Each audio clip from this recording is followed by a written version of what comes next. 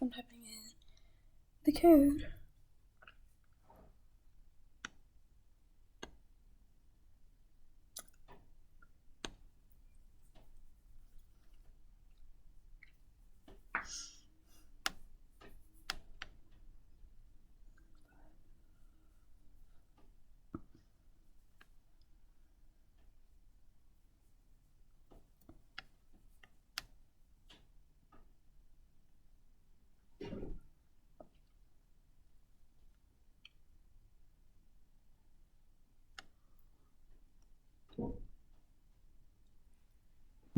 Okay. It is 2 o'clock now.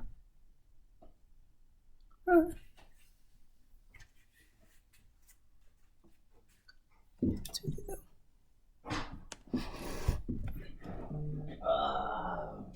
Oh.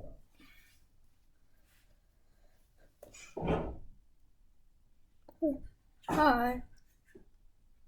Do we have sound? I don't hear you. Maybe.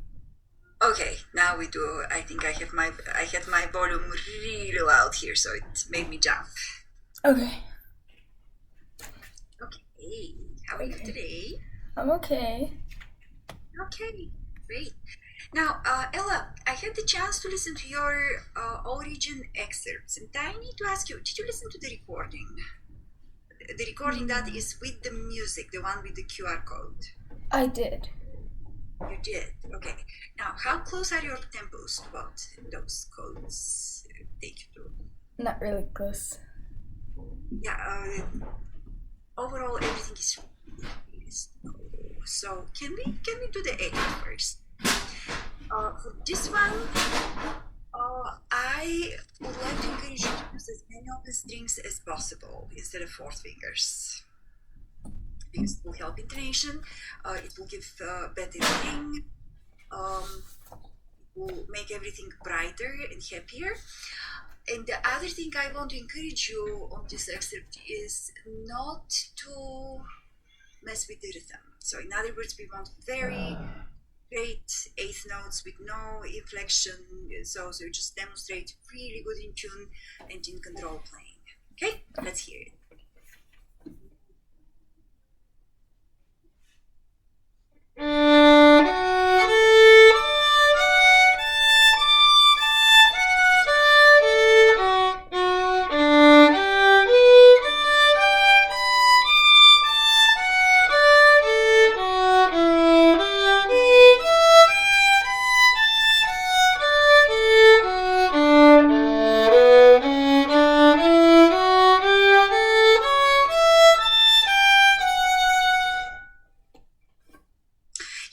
It's still quite slow. It needs to move quicker, especially for somebody with your abilities.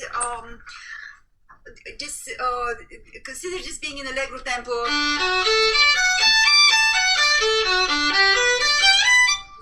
It really needs to move much faster. Now, Ella, I'm surprised that going into first position after an open string results in out of tune playing. Yeah. Why is that? Because you're not thinking ahead? I don't think I was thinking ahead that much. Well, in this little etude, as simple as it might look on the surface, thinking ahead is absolutely essential, because if you don't, then these open strings from which you have to find the new position end up really making everything else you play sound out of tune. So it needs to be much better in tune. Now, the other thing that is not always in tune are your fourth fingers in the third position. So they really have to lock in. They have to lock in the octaves. So whatever you're playing with the first finger on the D has to be matched here, and if you can just use a much better action on the fourth finger, it feels that the fourth finger comes down kind of slowly and in a little bit flabby way. You want all of this to just articulate quite well in the left hand. So, and with the bow, at the same time, you play nice, beautiful détaché. And how about you also add some vibrato to all of this? Yeah?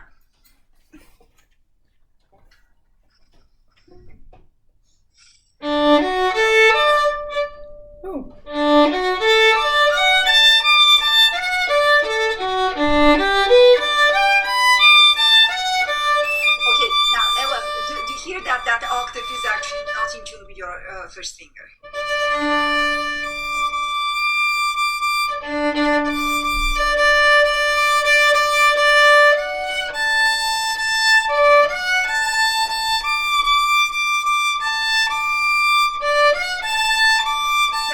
That made you change your F sharp. So you have to change something about the arch of the fourth finger so it comes down much better in tune. Your fingers have to be curved in a situation like this where you don't have extensions.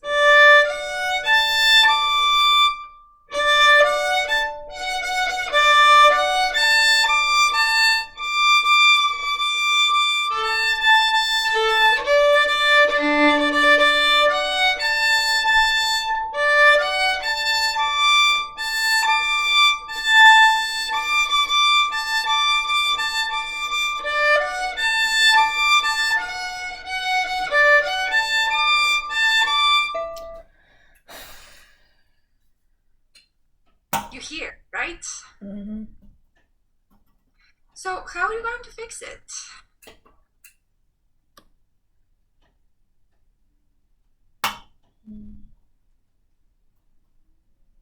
You know, everybody encounters the same difficulties. If I haven't practiced in a while, and even if I'm in shape, if I take the violin first thing out of the case, I might end up playing out of tune like that. So how do we deal with this? It's not like it's unique to you. It's everybody's problem. This.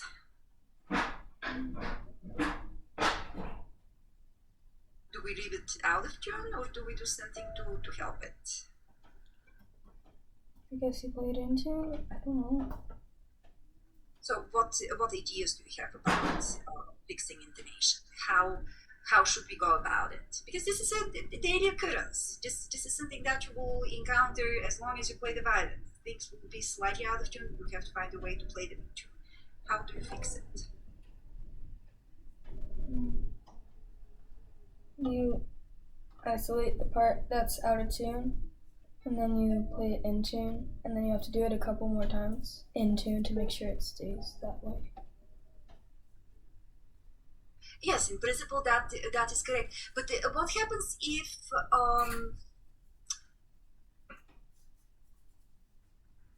you start mixing things? In other words, if you relate a finger to another finger, but that another finger is not in tune, and then you start fixing that another finger, and then it affects the finger with which you have started. Do you understand what I'm talking about? Not It's really. like so you're playing this so you're playing like, so you're playing and you decide, okay, I'll fix my A, but I'm tuning that to the F sharp, but the F sharp is out of tune, so everything is out of tune. Do you understand? So you have to tune to something that you know is in tune.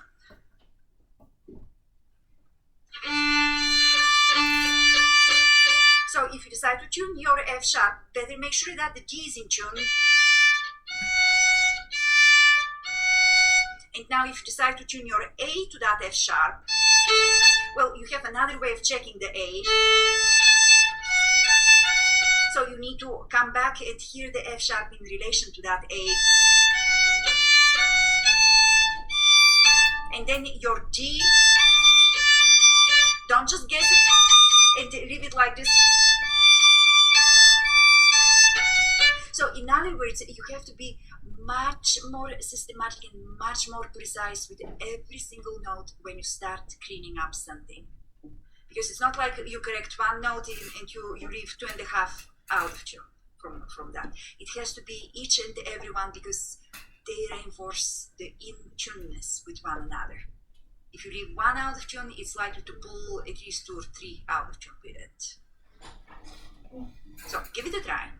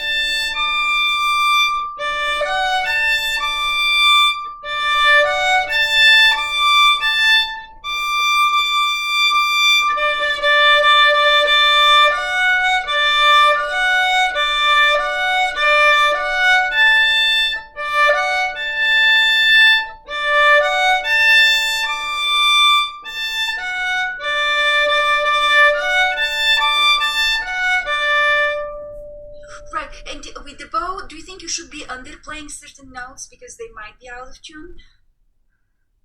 So I don't think it's the microphone and Zoom and all that. I hear an awful lot of shh in your sound. Now, some surface noise is okay, but if the surface noise is more than the tone itself, that's a problem. So can you find a sound that is much brighter and purer?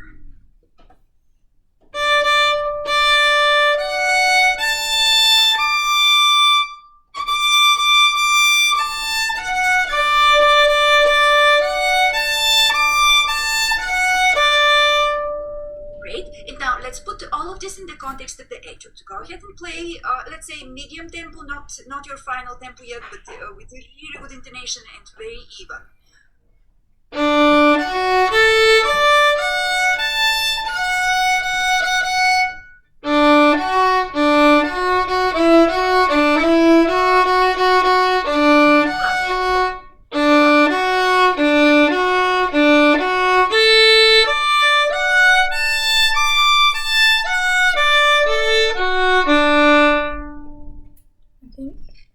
It seems to me that now I'm making a terrible caricature of this, but from what I'm seeing, I do not sense that you're anticipating what you're doing. So before you play your F sharp, your finger already has to be shaped like an F sharp. And then it needs to come down on the string like an F sharp, rather than it being somewhere in the vicinity and then, oh, I have to play an F sharp.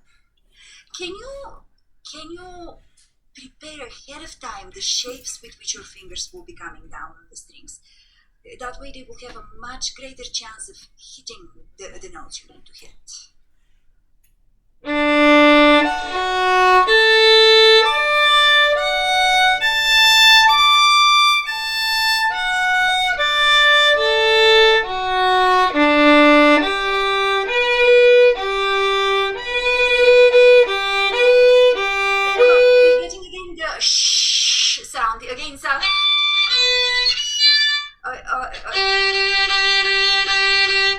Can you find enough contact with the string so it doesn't sound so scratchy, please? It's really well in tune. I'm very pleased to hear the pitch, but let's make sure that the tone is also good.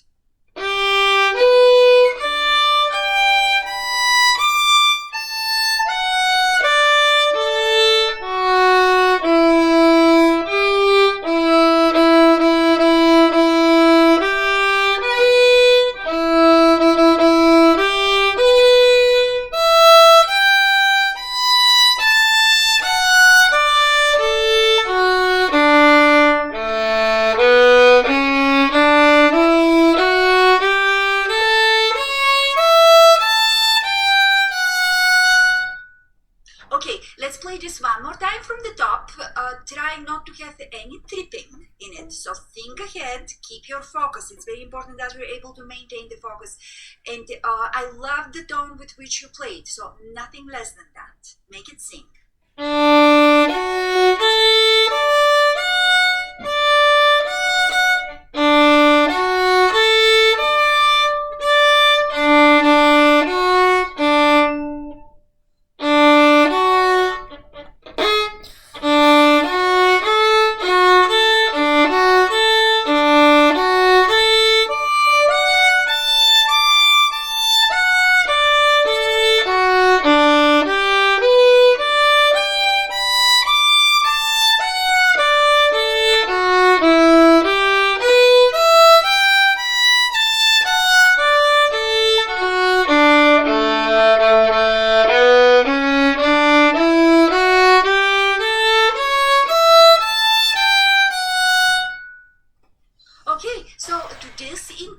You need to add speed.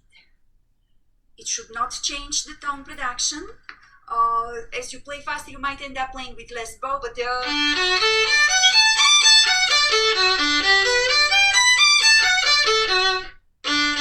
don't have the music here in front of me, and I'm not focusing well enough to play all of this from memory, but you need to increase the speed on this, ultimately.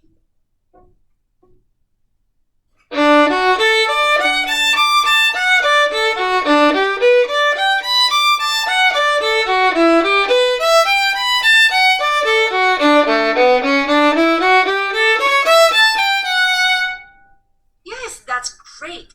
Now, could you possibly add vibrato to every single note that you play? Well, except the open strings, but even for them, the vibrato has to be in this vibrato mode.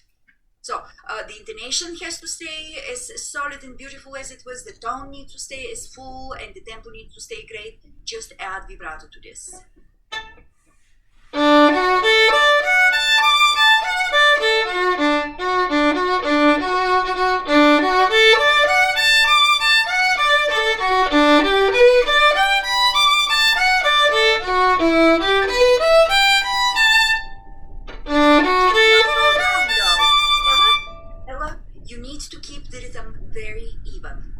Is making you swing what you're playing. Don't swing. Keep it super rhythmic, and keep the vibrato just in the fingertips. You don't need wide, big, very busy motion. It has to be in the fingertip to warm up the sound.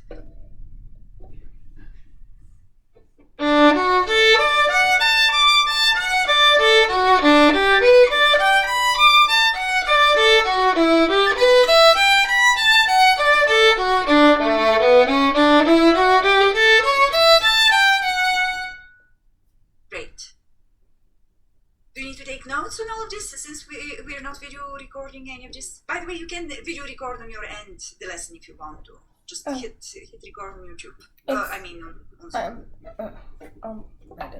If you want to. Just right. I can get on that.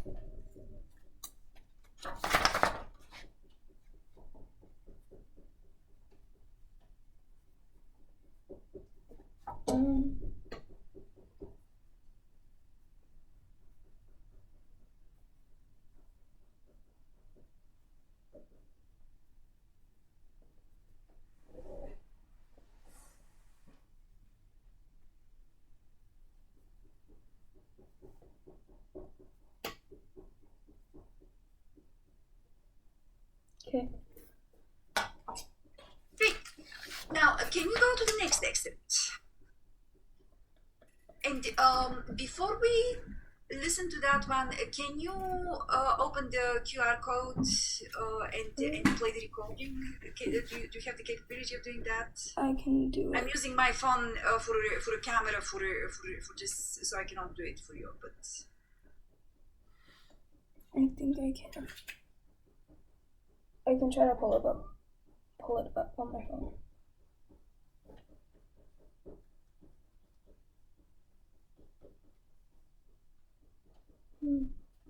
Mystical Towers by Jeremy Wollstoneill. I got it. 3. It's the whole thing. Oh, it's the whole thing? Okay. Ooh.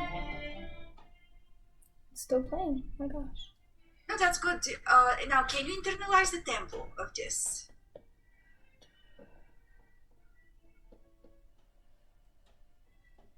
Yes, I can. Now, can you also listen to the articulations with which they're playing the 8th notes? When we get to that. Can you turn up the volume a little bit so I can hear that as well? Yes.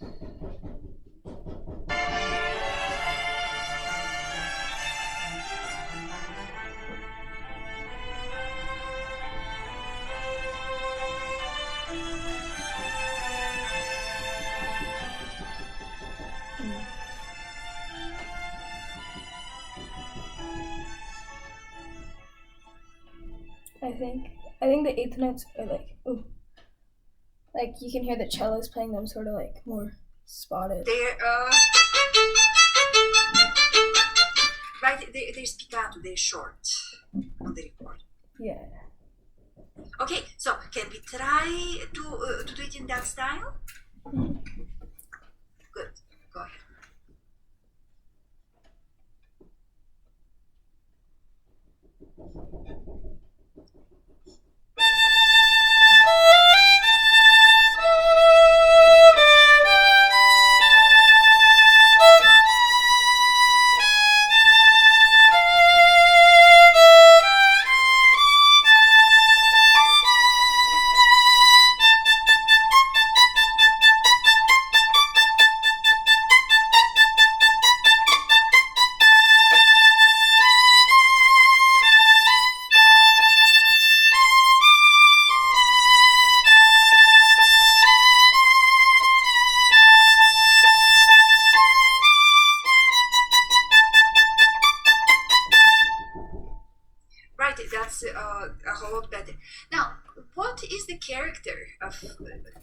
melodic line when you start this excerpt?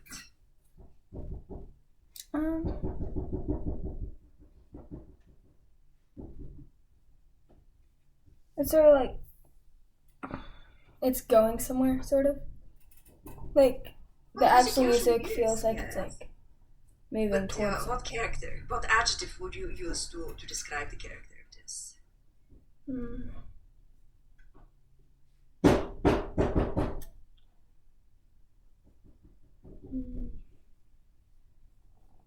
Probably like it's not very intense, but it's sort of like I don't know the word. What is the dynamic? Fortissimo. Oh, so how Well, do it we say crescendos that it's not very into. intense? Oh well, it crescendos into fortissimo. Yeah, so the moment the melody begins, it's already fortissimo, so it's pretty intense. Right. I would say that this is something heroic. Would you agree with that? Can you hear it that way? Yeah. Okay, now can you play it with that kind of idea in mind? You have to express the idea of this being heroic music.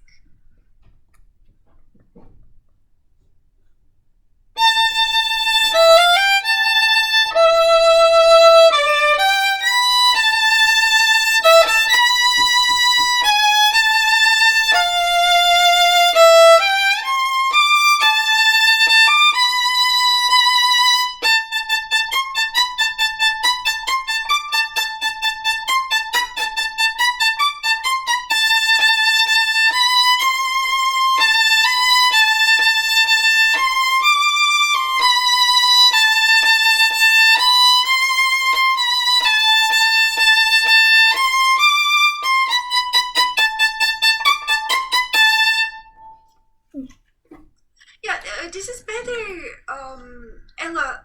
However, it's not enough. There's still more bow that you can use, especially when you have. So for these things, you have to make sure that you cue your bow so you can start all the way from the frog and not somewhere in the lower hand. So there's still quite a bit of bow left there. And there's also a lot of notes that you're playing without vibrato. Now, I had a little chat with your mom last night after your lesson, and she told me something I didn't realize about you. You never studied vibrato formally. So you kind of taught yourself how to vibrate. Now, your vibrato by itself has a lovely motion, but maybe because you didn't study it formally, you're not using it enough. You in a place like this, you have to make sure that you augment the sound on every single note, and the way we do that is through adding vibrato to already full playing with the bow. Can you try that?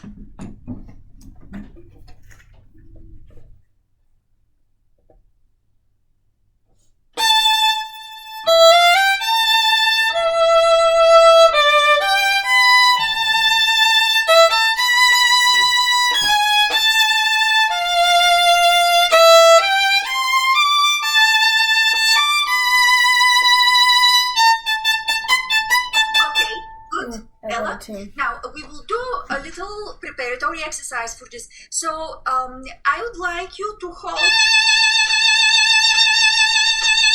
on a long bows. So each bow is like two beats long, but I want you to put the maximum vibrato from the beginning of the bow until the very end of it, and then instantly restart it on the next bow and keep the intensity going on. And let's take 4 bows on each note. So we will go in order. In whatever the notes I gave, we'll just take 4 bows on each one with full blast sound.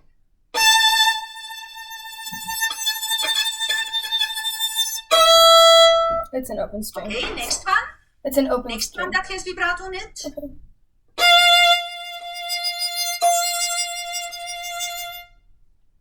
Next one.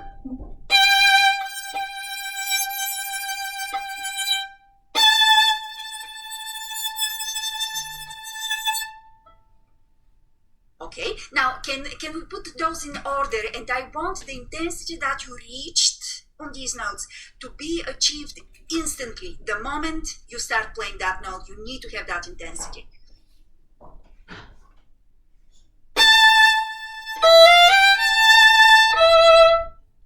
I think.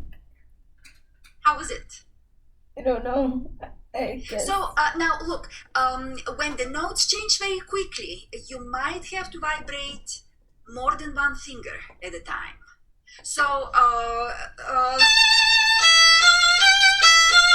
do you see it?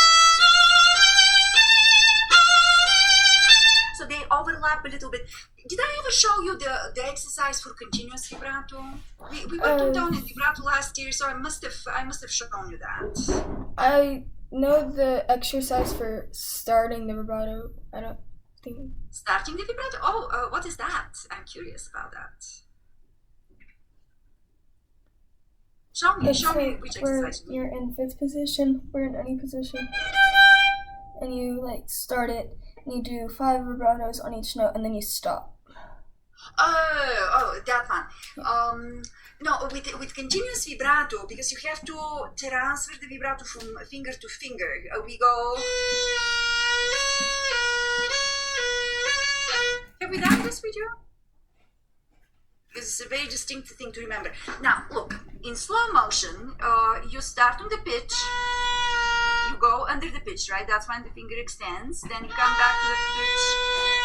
Now, you have to catch the vibrato on the swing into the pitch when you drop the next finger, and then so in slow motion it will. So we will do the exercise.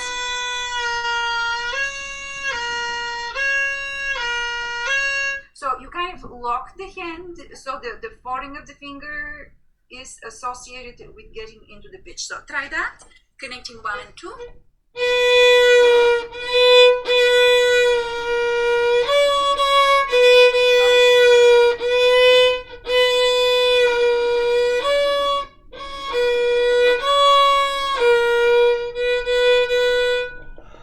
Yeah, I know it sounds funny, but you have to do a few more of those, not just a couple. Do like 8 or 12.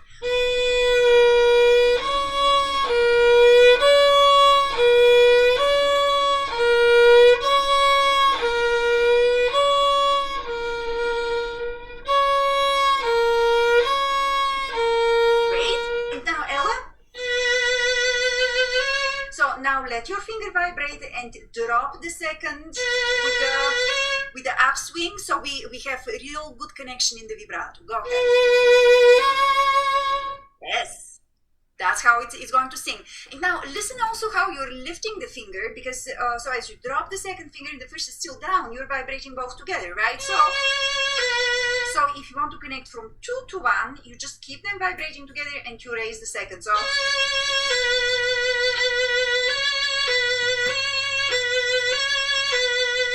So you want to hear that. Go on.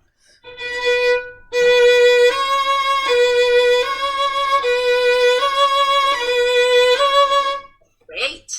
This is really good. Now let's do the same exercise connecting second and third finger. So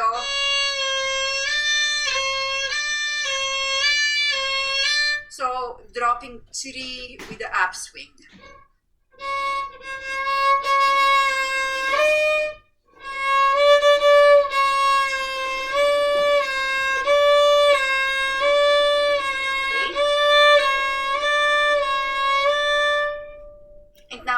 Let the vibrato go on the second finger and connect with the third.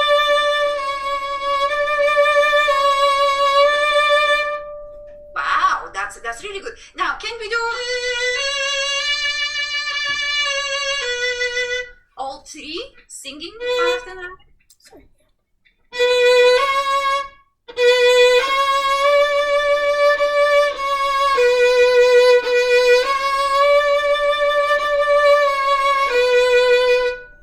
Excellent. And now let's connect the third and fourth finger. So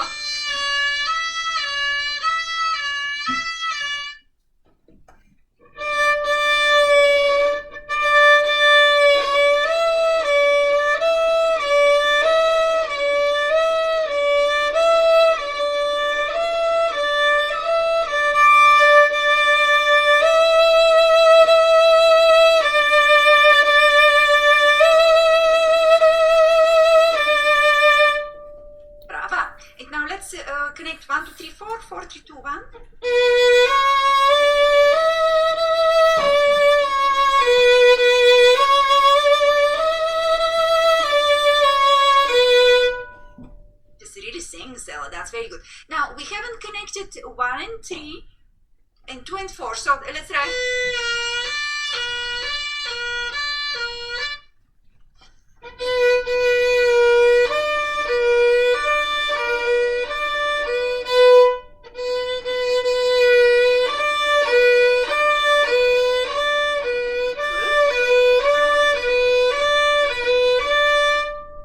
And now vibrate 1 and connect to 3.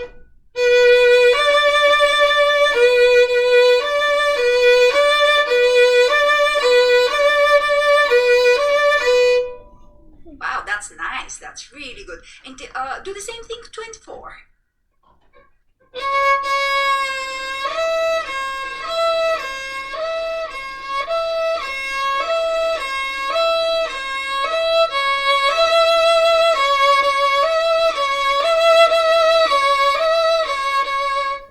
Great. Now, can you connect 1 and 4?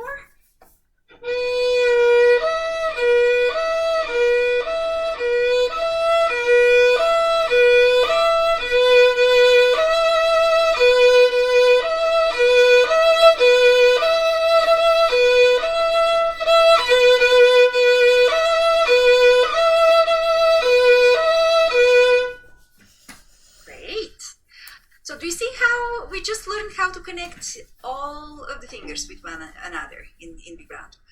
If we have string crossings, we will still use any one of these combinations, just on a different string. Right?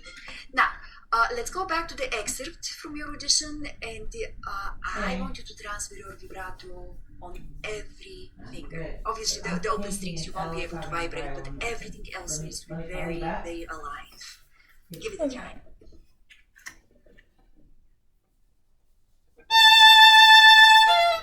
Ooh.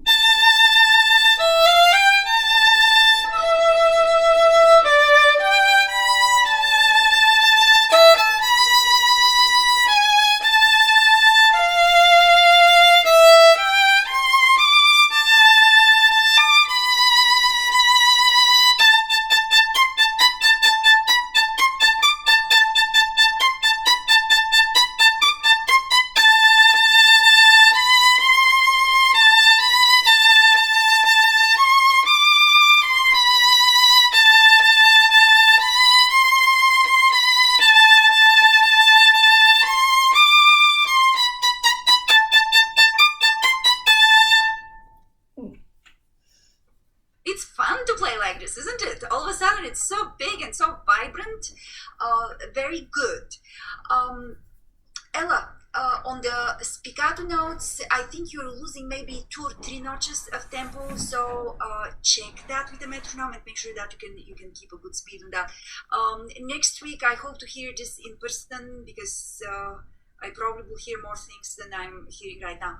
But let's just revisit this thing with the vibrato that I showed you. There's certain things in violin technique that you can maintain in very simple ways. And this exercise for continuous vibrato that I just showed you, this is my go-to every time when I feel that something is a little bit tight and something is not really connecting properly. So as you can see, it takes like a couple of minutes to do that. But remember this, and just do it for now, maybe every day for the next few days. But then every now and then remember to revisit that. So this type of approach to the violin stays maintained, and this is your way of playing from now on. Okay, good.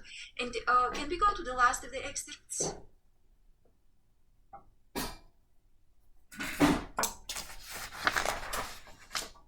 Yes.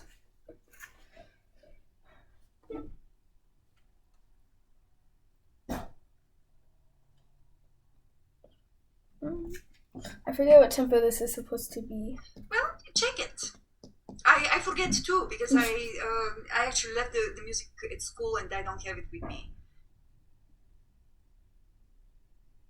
Maybe. Okay, there we go. I can probably hear by just playing it.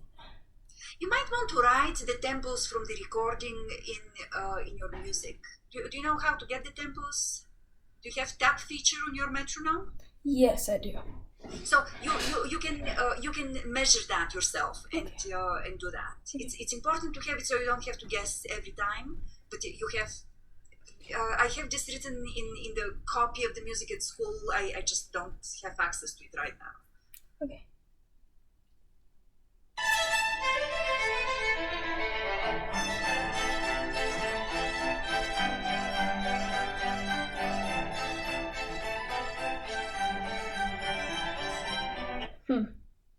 So it's pretty brusque, isn't it? Mm-hmm. Brisk, I should say. It moves.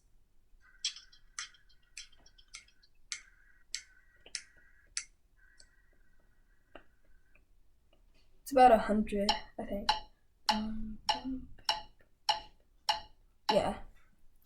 Maybe 104. It's I think it's a little bit quicker. What I just heard. Okay. Yeah, that's about right. Yeah. I'm gonna write that in real fast. Yes, please. In both of them, because they're the same piece.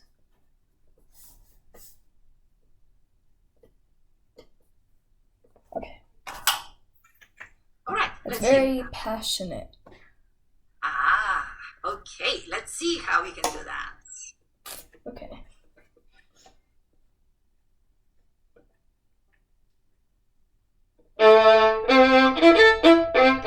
I just slowed down the speed a lot. Yeah, Ellen. So if it has to be more passionate, it has to be with in a much more physical way, with heavier arms, just more robust bow strokes, but in tempo.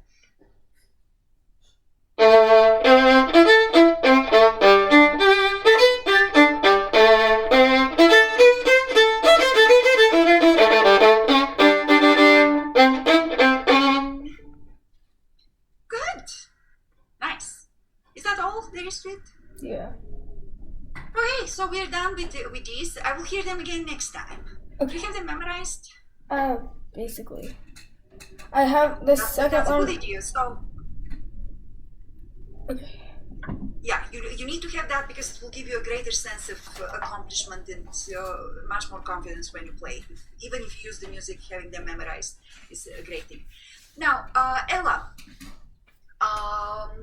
let's talk a little bit about long-term plans regarding your playing, because I know you're getting frustrated. I'm also a little bit frustrated that we haven't had anything ready to go on stage for quite some time. So I do want for us to finish at whatever level we can accomplish the Vitali.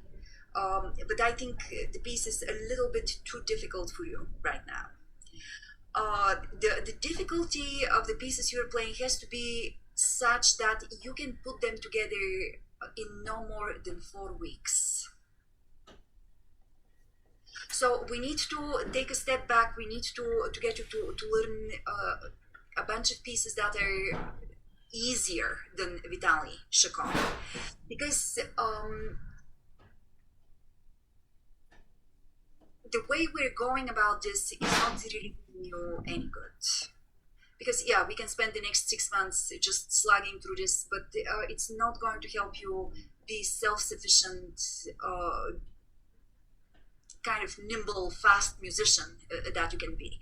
And now, in order to get to the point where I want to see you, and I think that if you could see my image of you being there, you'd like that very much, and you will want to get there. What we need to do to get there is study a lot of etudes. Okay, and now again, I don't want for you to slug through them and stay on a single etude for a whole month. We have to have a very quick turnover of those. Ideally, in a week, you should be done with an etude. Maximum 2 weeks if the etude is extremely difficult. But studying a new etude needs to become also a venue for you to just learn how to read quickly and apply the basic skills of playing the violin, such as figuring out beautiful tone production on every note that you're playing, being able to play in a consistent rhythm throughout, being able to play with beautiful intonation. So those basic things that describe any piece of music or any sounds that you hear, which are rhythm, pitch, and tone, if you can wrap them together very quickly through the text of an etude, I think this is going to be so much better and more nurturing to you growing as a musician than playing pieces that are way too difficult for you, kind of cramming them note by note, and at the end of 6 months having only that to show and nothing else. So you understand. Again, I do want for us to get through the best quality we're able to manage through the next 2 pages and 3-4 lines of the Vitali that we haven't covered in detail. But and then we will put Vitali away, and we will really start focusing on learning a lot of etudes. So I want you to basically bring a new etude every single time. In terms of repertoire, I think that we can learn things like a Mozart concerto movement, maybe a piece like Paganini Cantabile, things that are shorter, easier, something that you can easily wrap your brain around, you can sight read them well, so you can start applying the skills of playing to the music and to actually be able to enjoy the music rather than being just hit every time with how difficult and complex things are without really getting the chance to enjoy the playing. Do you have the rhythm training book, the little square book with this by Robert Sterer? I do. I think it's downstairs right now. Can you go and get it? I can see if I can find it. Might be over here. I'm wait.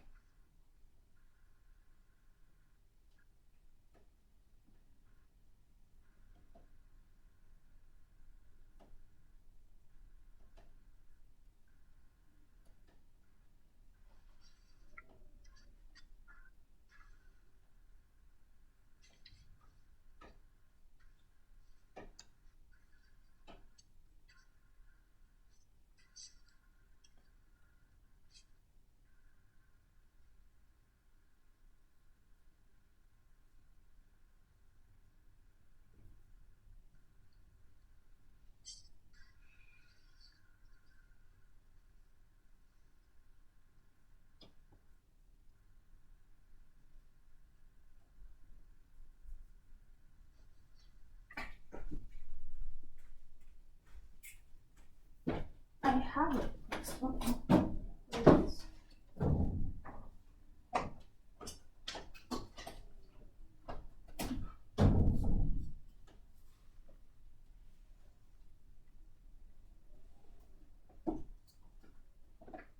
Are you finished? No. We're still working. A few more minutes. What are you doing? I'm trying to find that What? Rhythmic training book. rhythmic book. What are you trying to find? Oh my gosh. That black little thing you just A bought. rhythm book? Yes. I found it, I think. Yes, I did. I found it. Now, did you start doing the exercises out of it? I think I looked at it once, and then I didn't look at it again. Uh-oh. Now, can you find the first exercise that has time signature in it? Yes. Which number is it? Is it 4? Don't know.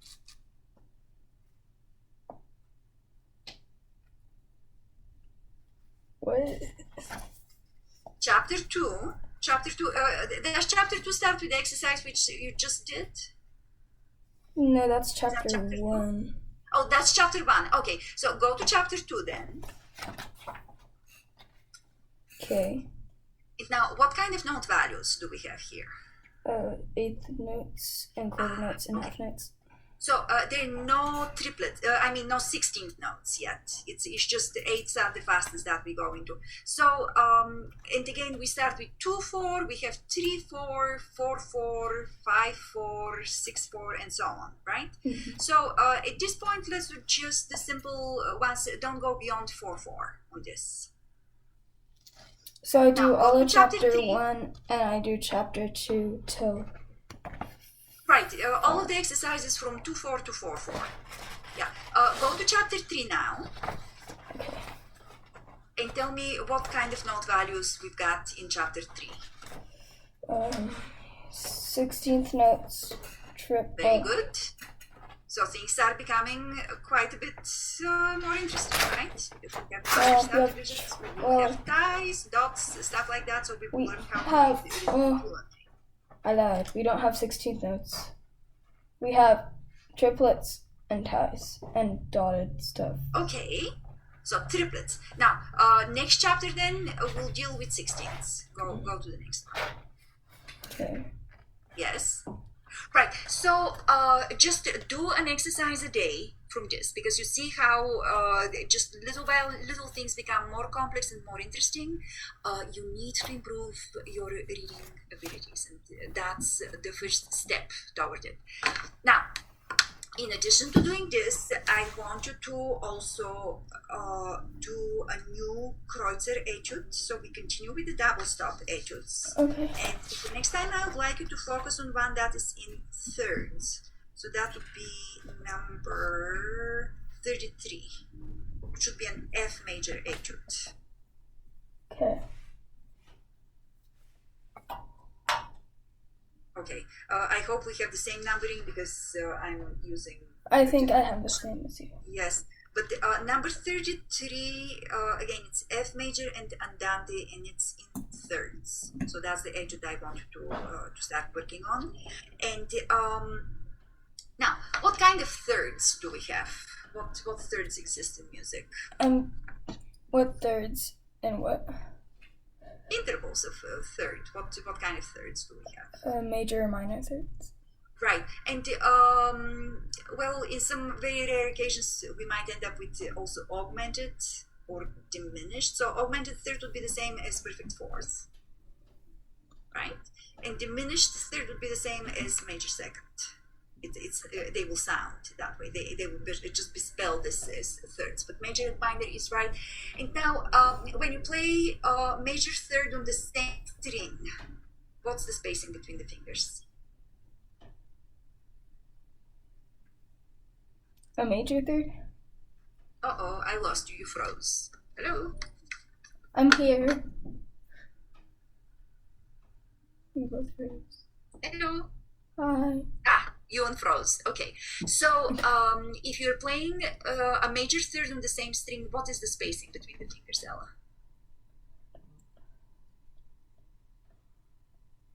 So, let's say you've got two. E, G sharp. How far do you place your fingers from one another? 2 whole steps. Right. So you literally measure through the fingers, right? Now, if it's a minor third, it's going to be a step and a half, Mm-hmm. right? Okay. Now, what happens if you have a let's start with the major third, but there's string crossing involved. Imagine that you're playing that E, G sharp in third position. How far are the fingers from one another? Only a whole step. That's not quite right. Wait. E, G sharp when you cross strings.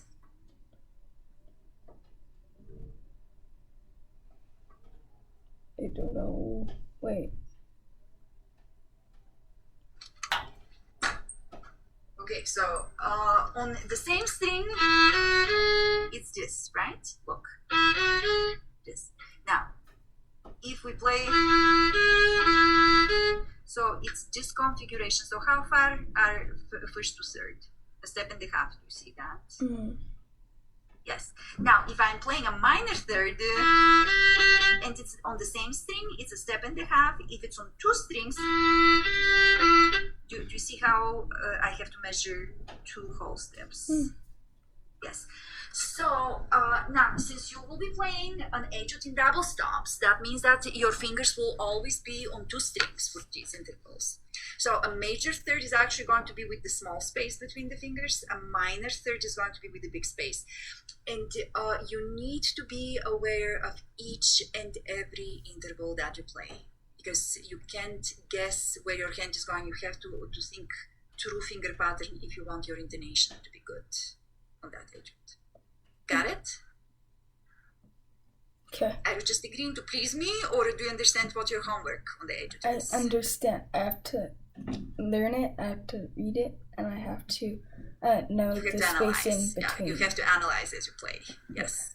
So let's do that, and you understand also what our strategy is going to be with A new improving one a you. week. An etude a week, and that takes precedence over everything else, because we just need to get you to play simple things with ease and well, So does it and matter? a lot of them. So after I'm done with 33, would I do 34 then 35, or would I? Yes, we will do 34 for sure. And did I ask you to get the Fiorillo book? No. The etudes? Yes. Do you know how to spell Fiorillo? No, can you spell it? It's the way you hear it: Fiorillo.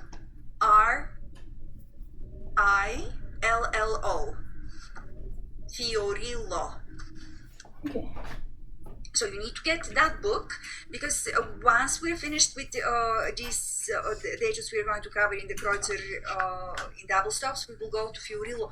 And Fiorillo are shorter, so they will be more suitable to what we're trying to do right now. Okay. Basically, getting through a bunch of them. Okay. All right? Great, Ella. So I'll see you next Sunday. I'm away on Saturday. I'll be back on Sunday. Practice well. We'll resume then. Okay. Thank you. Okay, take care. Bye. You're welcome. Bye. Ooh, that was a lot of talking.